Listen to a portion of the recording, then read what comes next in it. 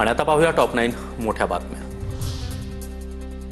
हिंदीला राजभाषेचा दर्जा मिळाला तेव्हा महाराष्ट्रही नव्हता। संयुक्त महाराष्ट्राची लढाई झाली आणि महाराष्ट्र अस्तित्वात आला। भाषिकवादावर शंकराचार्य अविमुक्तेश्वरानंद यांचं वक्तव्य।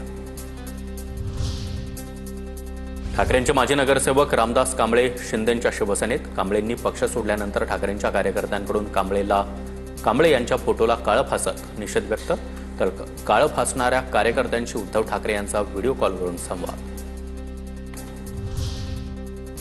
ठाकरेंच्या शिवसेनेतील माजी नगरसेवक स्वप्नील बांदेकरांचा शिंदेंच्या शिवसेनेत प्रवेश।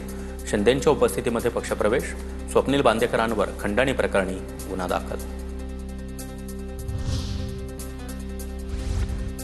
बीडमध्ये मनोज जरांगे पाटील असलेली लिफ्ट कोसळली। पहिल्या मजल्यावरून थेट जमिनीवर लिफ्ट आदळली। जरांगे पाटील यांच्यासह सहकारी थोडक्यात बचावले। लिफ्टचे दरवाजे तोडून जरांगे पाटलांना बाहेर काढलं। केंद्रीय मंत्री नितीन गडकरी यांचं घर बॉम्बने उडवून देण्याची धमकी। पोलिसांकडून धमकीचा कॉल करणाऱ्याला अटक। नागपूरच्या प्रतापनगर पोलिसात गुन्हा दाखल।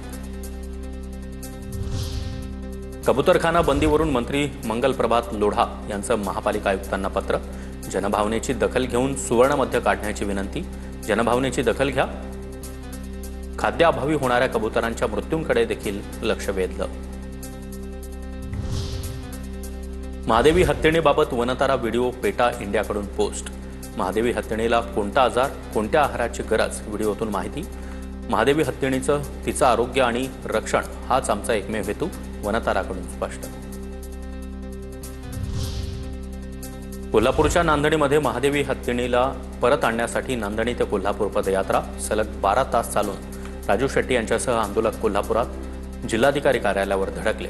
जिल्हाधिकाऱ्यांमार्फत राष्ट्रपतींना पत्र।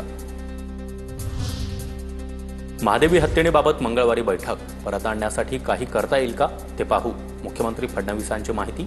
तर महादेवी हत्तीणीला वनताराला पाठवण्याचा सरकारचा नाही तर सुप्रीम कोर्टाचा निर्णय, फडणवीसांकडून स्पष्ट।